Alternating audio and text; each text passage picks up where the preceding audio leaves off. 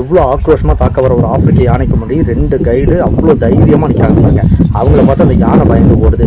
இந்த மாதிரி நாமளும் பண்ண முடியுமா? நாம பண்ணால் நம்மளை பார்த்து இந்த மாதிரி யானை பயந்து ஓடுமா? தெரிஞ்சு போவாங்க. யானைகளோட உடல் மொழி கைடுக்கெலாம் நல்லாவே தெரியும். அதுக்காகவே அவங்க ஸ்பெஷலாக ட்ரைனிங் எடுத்திருப்பாங்க. இதே விஷயத்த நிறைய வீடியோஸில் இது மாதிரி பார்த்துட்டு அதை நம்மளும் செய்வோம்னு நினச்சி செஞ்ச ஒரு பையனோட நிலைமை என்னாச்சுன்னு பாருங்கள். சும்மா தூரமாக மேய்ஞ்சிட்டு இருந்த ஒரு யானையை நோக்கி ஒரு பையன் நடந்து போகிறாரு. அந்த யானையை விரட்டுறாரு. அது ஆக்ரோஷமாக கத்தவும் அந்த யானையை நோக்கி கையை தூக்கவும் அந்த யானை பயந்து அவரை விட்டு விலகி போகும்னு நினைக்கிறாரு. சும்மா மேய்ஞ்சிட்டு நின்றுட்டு இருந்த அந்த யானையை நோக்கி ஒரு வேகமாக போகவும் அந்த யானை இவரை நோக்கி நகர்ந்து வர ஆரம்பிக்குது. இவரும் நின்று நம்ம கத்துனோம்னா, கையை தூக்கி கத்துனோம்னா அந்த யானை பயந்து ஓடிடும் திரும்ப திரும்ப அதையே பண்ணிக்கிட்டு இருக்காரு. ஆனால் அந்த யானை நிற்காம தொடர்ச்சியாக அவரை தாக்க வரவும் அப்புறம் தான் அவர் பயந்து ஆபத்து என்னன்னு புரிஞ்சுக்கிட்டு பின்னால் விலகும் போது அந்த யானை அவரை மிதிச்சு கொன்னுடுச்சு.